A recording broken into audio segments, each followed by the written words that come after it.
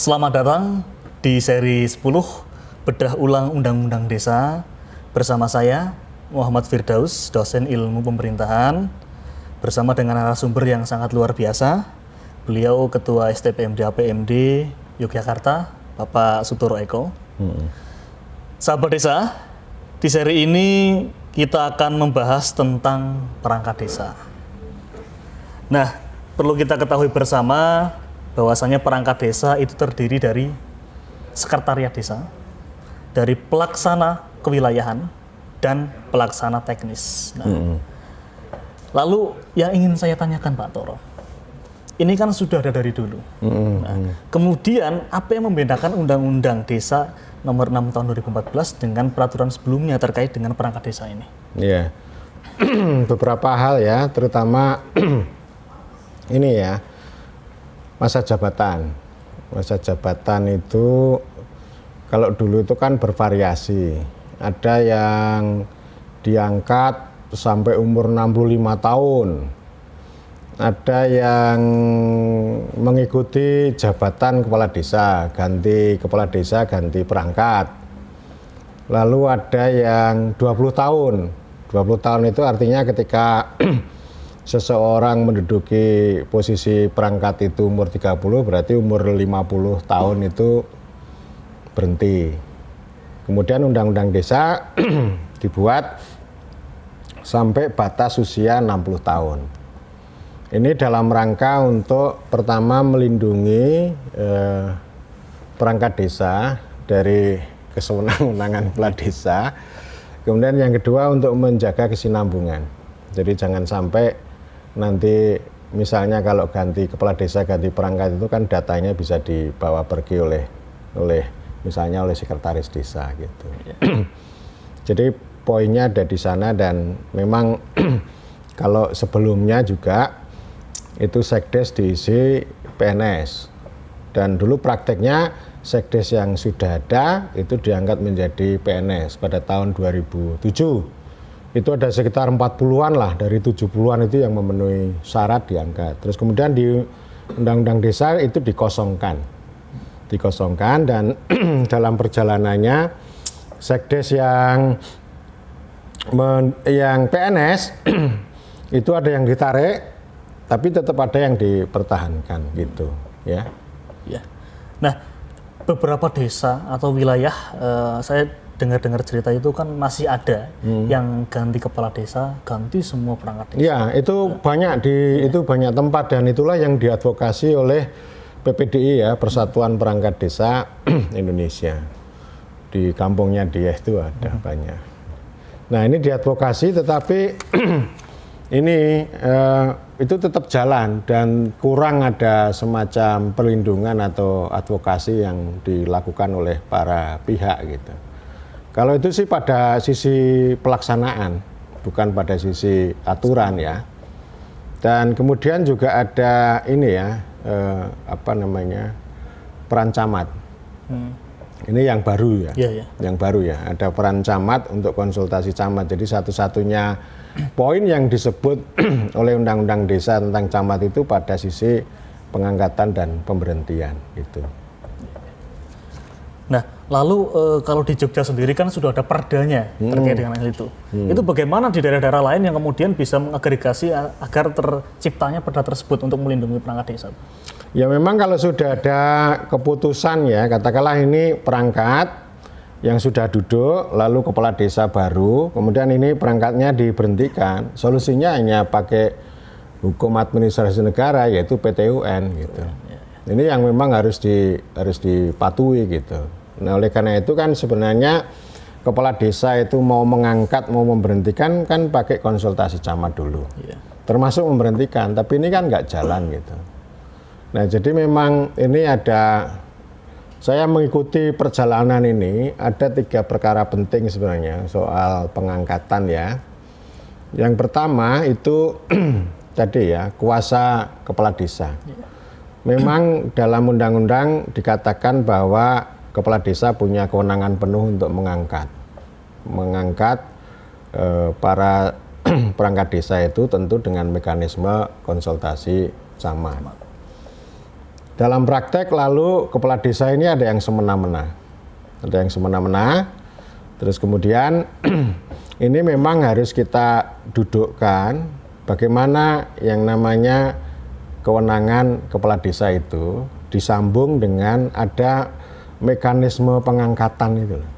Mekanisme pengangkatan itu kan beda dengan penunjukan.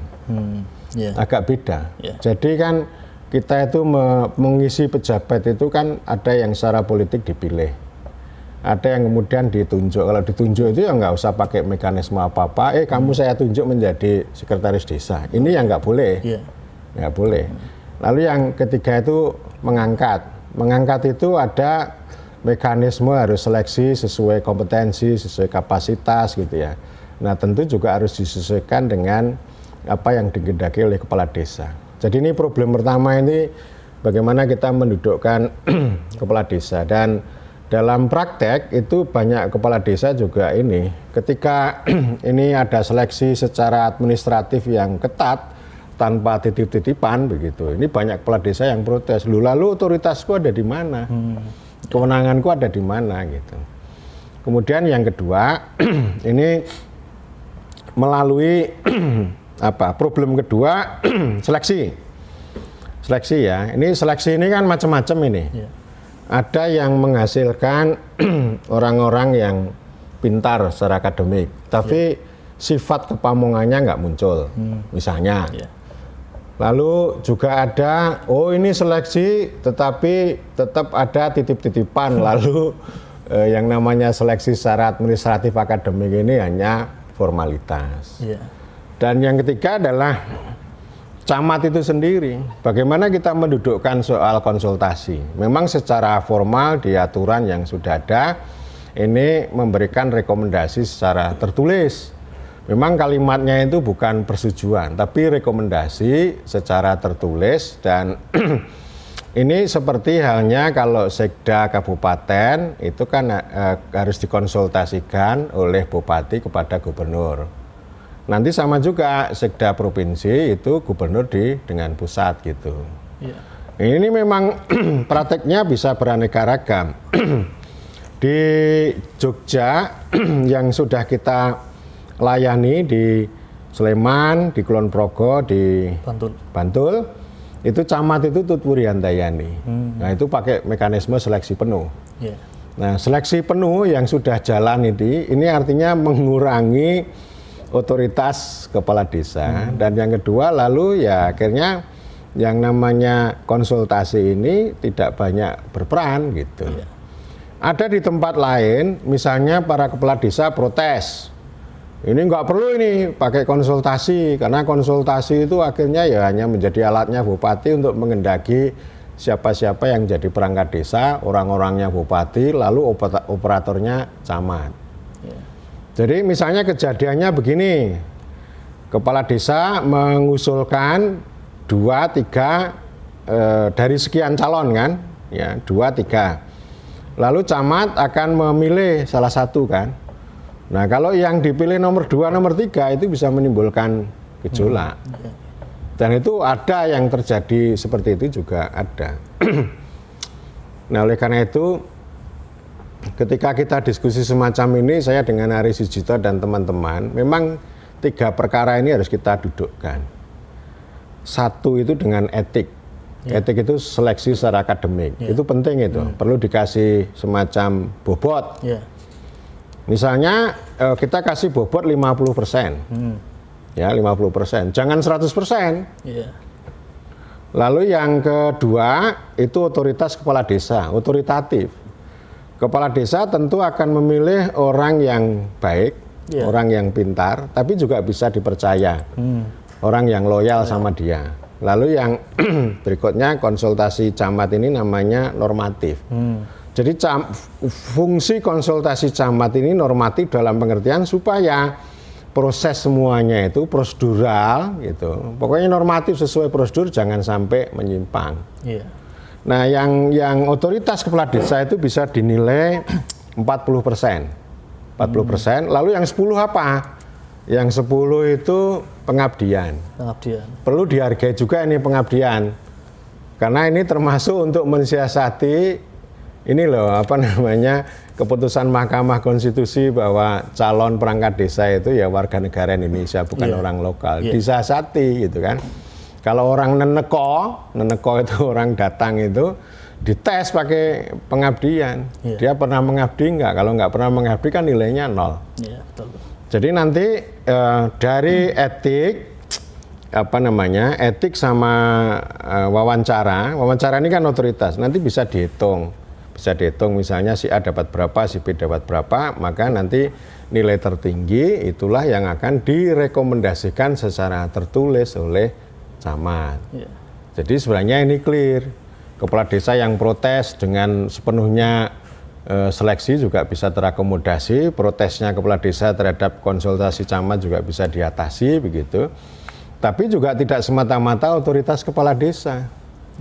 Kan ada juga teman yang mengatakan ini kan debat di antara para kepala desa juga. Ada yang protes konsultasi camat, tetapi juga ada yang mengatakan begini, loh kalau nggak ada konsultasi camat bagaimana nanti kalau kepala desa itu mengambil orang bajingan misalnya.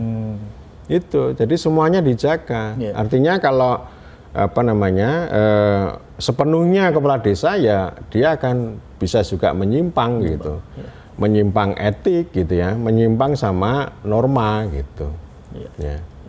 Nah, kadangkala kan isu di masyarakat kan walaupun terjadi seleksi tapi lah paling itu titipan semua. Bagaimana kira-kira membuat masyarakat itu menjadi pengawas yang kemudian bisa mengetahui benar-benar seleksi ini bagus dan lain sebagainya? Ya, memang itu agak politis sih, agak politis, dan kita APMD ini udah punya pengalaman yang sangat baik ya. Meskipun kemudian lebih banyak pakai etik, justru yang ditekankan kalau di 3 tempat itu kan etik ya. Itu lalu disaksikan oleh warga masyarakat, nanti bisa dilihat secara terbuka, si A dapat berapa, si B dapat berapa, si C dapat berapa gitu, sehingga nanti hasilnya itu jelas, ini transparan gitu, nanti itu akan punya legitimasi yang sangat baik gitu ya. Karena memang itu mengikuti aturan, tergantung aturannya kok. Aturannya itu mau sepenuhnya etik ya silakan aja, tetapi kalau etik kelemahannya itu mengurangi otoritas kepala desa. Jadi ada beberapa variasi pengalaman lah bagaimana mendudukkan yang etik, yang otoritatif sama normatif. Itu bisa dihitung dengan lebih baik. Nah, nanti masyarakat akan tunduk kalau misalnya bobotnya otoritatif kepala desa itu 40%, pasti ya akan tunduk juga begitu. Nah, di beberapa desa misalnya gini kan ada banyak perangkat yang tidak sesuai dengan syarat terpenuhinya untuk menjadi perangkat. Misalnya kalau minimal itu adalah pendidikannya SMU dan umurnya misalnya minimal 20 tahun maksimal 42 tahun. Itu tidak ada itu Pak. Itu bagaimana kira-kira yang tidak sesuai dengan undang-undang? Apakah ada alternatif lain? Ya mesti ada lah. Ada mesti ya? Mesti ada lah. Mesti ada. Tapi kalau pengalaman selama ini ada. Ada ya? Tapi kalau kepala desa ada juga pengalaman yang yang orang yang mau dan sebagainya itu tidak lulus SMP, itu ada juga. Akhirnya ya pakai blade, pakai kebijakan lah, pakai kebijaksanaan bupati. Jadi ada surat keterangan di desa ini tidak ada yang memenuhi syarat secara administratif, sehingga ini cuma lulusan SD begitu ya. Bahkan itu di sana saya nggak usah sebut kabupatennya. Itu lebih dari 10% itu kepala desanya itu buta huruf. Buta huruf ya. Karena dia orang hebat lah. Orang hebat, orang sakti lah. Saya nggak nyebut ininya ya, identitasnya gitu ya. Tapi ada pengalaman seperti itu. Nah, berikutnya kan perangkat desa dalam hal ini adalah sekretaris desa atau caleg gitu ya.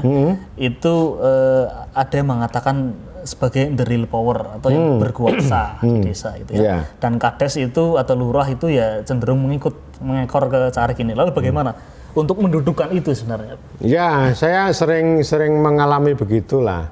Jadi ada kepala desa yang curhat mengenai sekdes, ada yang sekdes curhat mengenai kepala desa gitu. Saya selalu mendudukkan ya. Artinya politiknya kepala desa itu tidak akan bisa jalan tanpa sekdes, tanpa administrasi gitu. Sebaliknya saya juga ngomong sama sekdes, Anda nggak boleh begitu. Karena bagaimanapun Anda itu punya tugas utama ya menjalankan keputusan kebijakan kepala desa. Anda harus bertanggung jawab kepada kepala desa. Nggak boleh ini kan namanya politik birokratik. Yeah. Jadi memang ada kecenderungan semacam itu sehingga perlu didudukkan. Itu sama juga antara curhatnya kepala desa tentang BPD, curhatnya BPD tentang kepala desa. Ya kalau begitu ya kita perlu istilahnya NOM kemarin itu tindakan komunikatif. Yeah.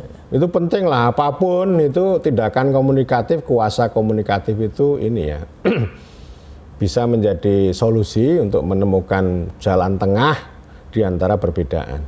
Yeah.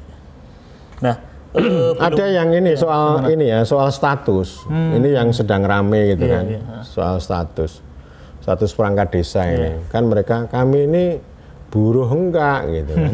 Terus kemudian ASN juga enggak gitu. Lalu apa gitu.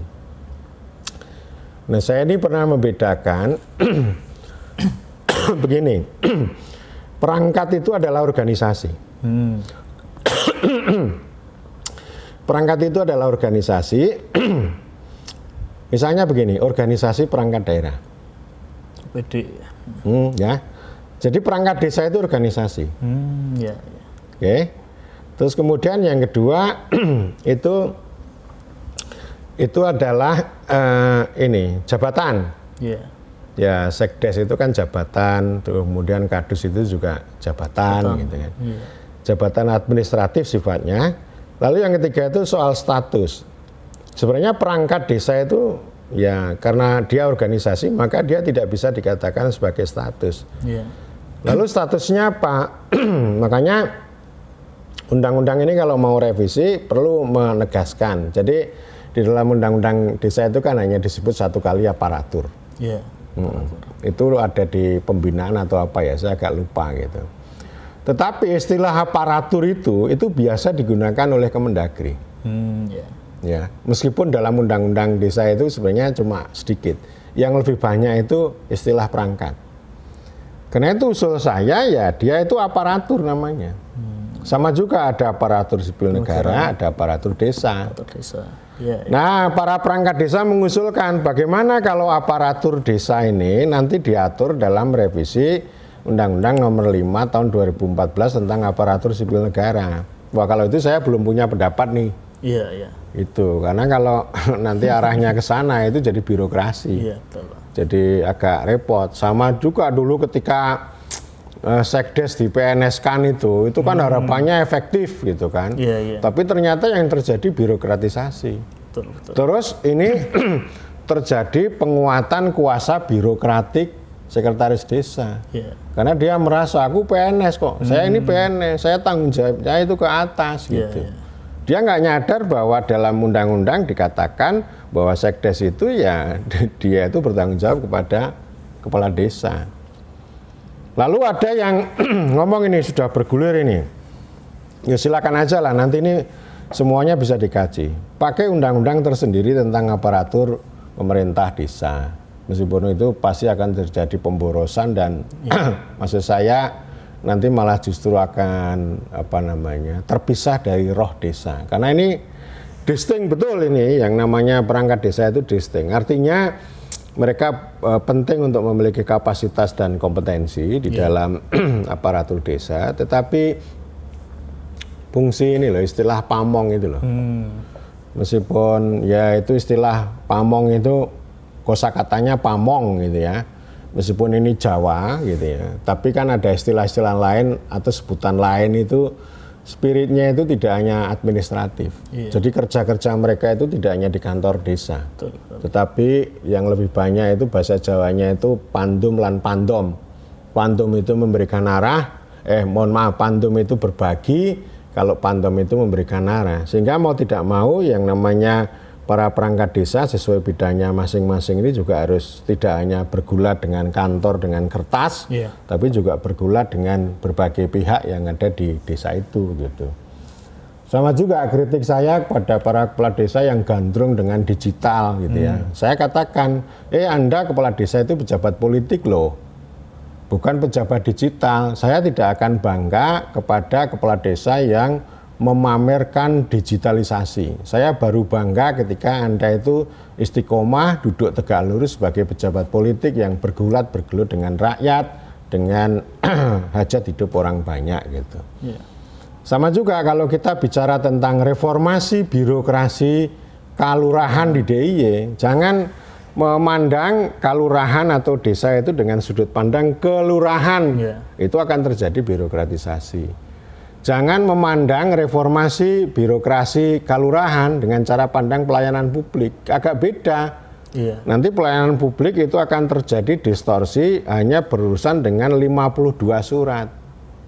Kerjanya di kantor, lalu kantornya nyaman, bersih, terus tenaganya mudah gitu kan. Lalu perangkat-perangkat digitalnya semakin canggih, tapi mereka melupakan spirit kepamongan. Iya. Gitu. Itu namanya canggih ya, tapi tidak relevan. Itu saya ingatkan, bahkan ya inilah suasana kebatinannya itu kan mengarah ke sana. Kita itu ya bolehlah mau melakukan digitalisasi sebagai ekspresi desa yang maju gitu. Tetapi yang paling awal itu adalah desa yang kuat. Desa yang kuat itu ya salah satu fiturnya ya bahwa kepala desa menjadi pejabat politik, kepamongan dan sebagainya itu harus ditunjukkan dengan lebih baik. Tidak hanya sibuk berurusan dengan laporan, dengan data, dengan administrasi. Nah, kira-kira aktor mana yang bisa merubah bahwasanya perangkat desa itu bukan hanya di kantor pelayanan publik, tapi kepamongan ini? Bagaimana upaya untuk merubah perspektif masyarakat yang kemudian harus merubah juga pada perangkat ini agar mereka tuh pamong loh gitu. Itu bagaimana? Ya memang harus dari banyak sisi. Kepala desa juga penting karena kepala desa itu kan bosnya mereka. Yeah. Kemudian juga ini pendidikan dan latihannya juga kita arahkan ke sana. Nah, ini yang jadi masalah nih. Soal pelatihan-pelatihan bintek-bintek macam-macam itu kan sangat teknis administratif. Sehingga malah mohon maaf, ini malah justru menyimpang dari spirit kepamongan. Yeah. Jadi intinya ya cuma ngurusi 52 surat itu. Saya malah mengatakan bahwa ini harus ekstrim nih. Kalau mau bicara tentang reformasi birokrasi kalurahan, birokrasi desa, justru 52 surat ini yang justru dihilangkan. Kenapa? 52 surat ini hanya administratif dan itu sifatnya penugasan dari atas. Gitu. Agak berbeda ya mekanisme pelayanan yang diberikan desa dengan mekanisme pelayanan yang diberikan oleh kecamatan, oleh kabupaten. Beda. Ini urusan-urusan surat ini kan urusan ini ya, urusan apa namanya, urusan civic namanya ya, civic ya, civic itu kewajiban warga negara pada negara. Tetapi yang belum dipahami dengan baik itu adalah pelayanan dan perlindungan tentang kepentingan masyarakat setempat. Ini jarang nih gitu ya. Demikian juga dengan BPD, dengan berbagai pihak misalnya masyarakat. Kita penting untuk melakukan perubahan cara pandang tentang spirit kepamongan, tentang keperangkatan. Jadi misalnya ada sih keluhan dari masyarakat, oh iya itu sekdesnya muda, pinter, sarjana, lulusan perguruan tinggi terkenal gitu. Tapi dia nggak punya kepamongan gitu ya. Contohnya apa kepamongan itu? Ya misalnya dia kurang ngurusi orang layat, orang sakit misalnya. Terus kemudian pidato bahasa Jawa juga nggak bisa misalnya. Itu kan spirit kepamongan itu. Gitu loh.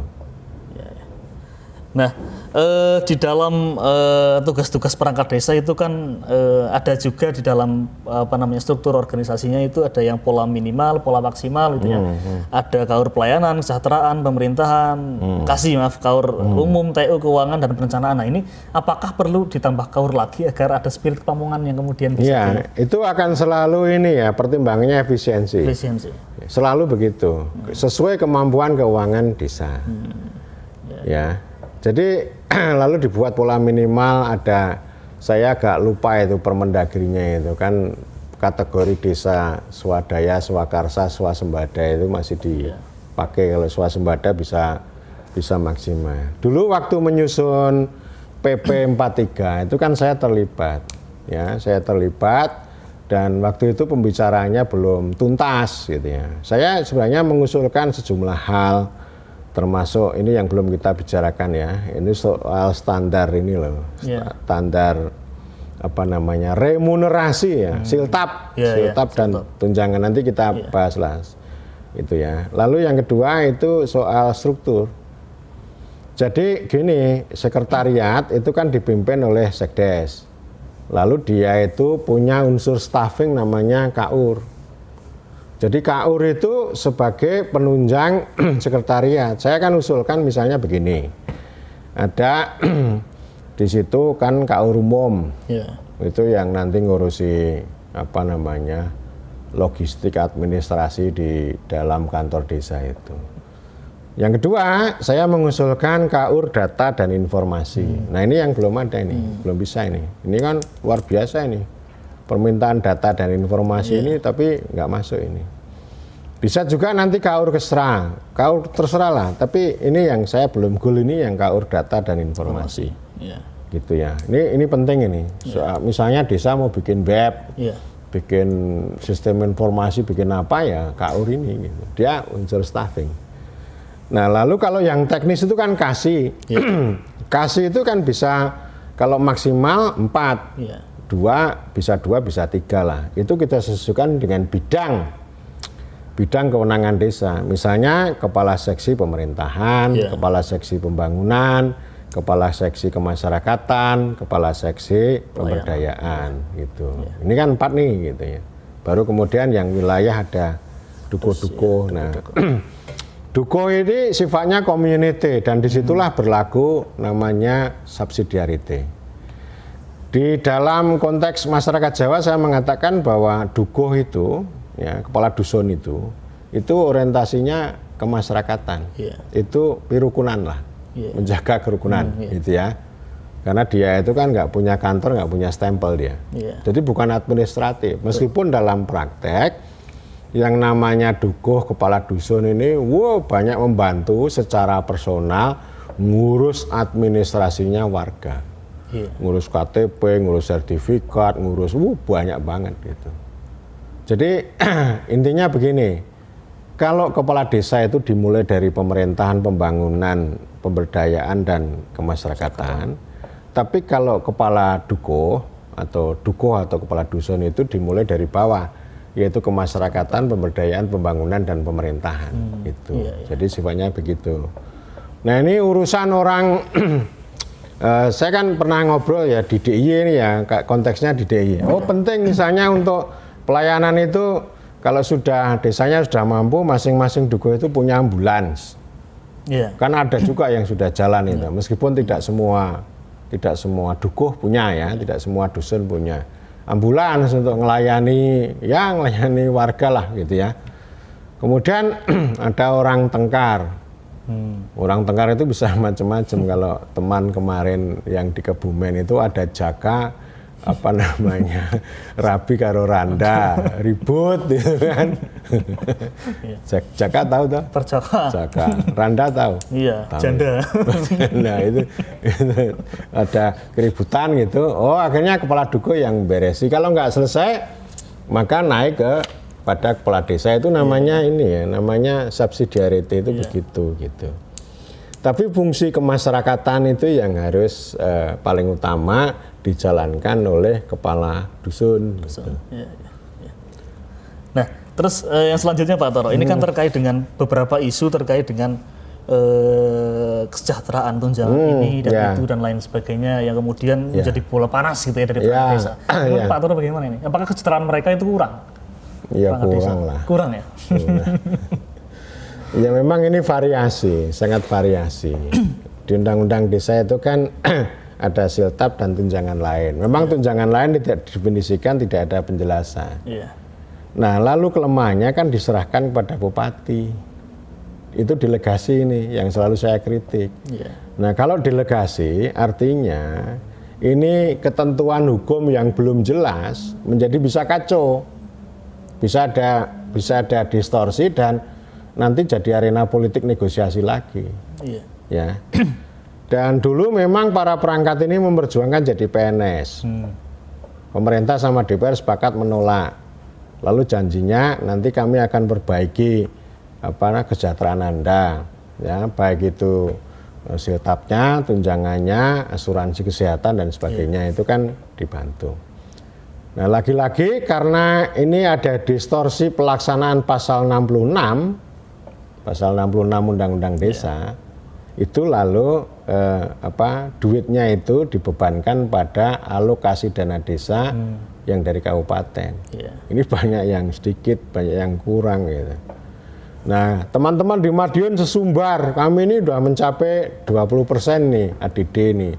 Sehingga gaji perangkat desa siltapnya itu sudah melebihi siltapnya kepala desa dari kabupaten lain. Jadi ini agak full nih gitu. Mengapa bisa begitu? Ya karena memang dulu bupatinya yang duduk ini karena mengangkat isu desa, didukung oleh orang desa begitu. Itu kan namanya arena dan negosiasi politik gitu. Sama juga di Kabupaten Kudus dan Pati. Mereka itu dapat THR. Ya, THR tunjangan hari raya, gajinya ke-13. Terus ada tunjangan-tunjangan lain gitu kan. Terus yang dari Klaten tanya, loh kok bisa Kudus sama Pati bisa seperti itu? Terus teman dari Kudus mengatakan begini, loh Undang-Undang Desa kan membuka kesempatan siltap dan tunjangan. Inilah yang kita mainkan di kabupaten. Jadi di Kudus sama Pati karena mereka mengorganisir diri, ya negosiasi sama dewan sama ini, sama bupati. Nah di tempat lain enggak, kalau ini diam aja ya akan dikasih sedikit dong. Gitu. Enggak akan dapat gaji ke-13. Betul. Gitu. THR juga enggak ada ya. THR juga enggak ada. Di tempatmu saya enggak tahu ada enggak ya, di Banjarnegara gitu. Kalau enggak ada ya. Enggak ada. Wonosobo Banjarnegara enggak ada ya. Tenane. Iya, tergantung ini ya. Ini hal itu karena Undang-Undang Desa itu kan tidak ada penjelasan. Lalu ya tergantung pada tafsir dan itu tafsir itu bisa menguntungkan, bisa melemahkan, itu sangat tergantung pada politik negosiasi. Dan negosiasi itu sesuatu yang baik, yang biasa kok gitu. Itulah pentingnya para kepala desa itu punya organisasi, punya asosiasi, demikian juga dengan para perangkat dan ini saling mendukung gitu. Ya. Nah, berikutnya terkait dengan perangkat desa itu kan ada isu yang harus masuk pagi, pulang sore dan lain sebagainya, Pak. Agar kelihatan orang kantor dan lain sebagainya. Nah, ini bagaimana Pak menurut Pak Toro? Ya itu yang penting itu ininya kok, tupoksinya sama kinerja targetnya. Gitu. Jadi nggak perlu dirumuskan secara kaku. Misalnya kan boleh aja, misalnya ini Kaurapa ya sedang sama petani, itu kan tercatat juga gitu. Kepala Duko kerjanya juga malam hari gitu. Bagaimana kalau ada orang meninggal, orang ini di malam hari kan nggak bisa dicatat. Kita ini kan di Republik ini meskipun secara formal istilahnya jam dinasnya itu 8 jam, tapi jam kerjanya itu lebih dari 8 jam. Loh itu banyak loh, apalagi presiden itu nggak kenal jam kerja itu, ya. Betul. Banyak ini di kepala dinas kepala Bapeda DIY lah. Beliau bilang bahwa jam dinas saya itu 8 jam sehari, tapi jam kerja saya itu bisa lebih dari itu. Kami sering jam 12 malam baru pulang gitu. Ya terserah lah. Jadi ininya. Memang kalau saya katakan berarti lalu apa Pak gunanya aturan kerja 8 jam itu? Oh nggak ada gunanya Mas, itu kan untuk patokan aja lah gitulah. Dan memang kalau yang terjadi, loh ini kok tiap hari lembur terus sampai malam-malam terus, berarti ada yang nggak beres, gitu loh, ya. Jadi itu dianggap luwes saja, tapi bukan berarti kemudian orang bohong lah. Kan biasanya kan itu orang banyak alasan itu kan karena bohong itu, ya mensiasati jam kerja itu. Ya, mungkin seperti itu Pak Toro. Oke, terima kasih ya, sama-sama ya. Bahasan terkait dengan perangkat desa, ini sangat bermanfaat sekali terkait dengan bagaimana hakikat perangkat desa, kesejahteraan perangkat desa dan lain sebagainya, terutama fungsi kepamongan ya Pak Toro. Ya, kepamongan itu yang harus penting itu. Ya. Baik, terima kasih atas waktunya. Selamat sore, salam berdesa.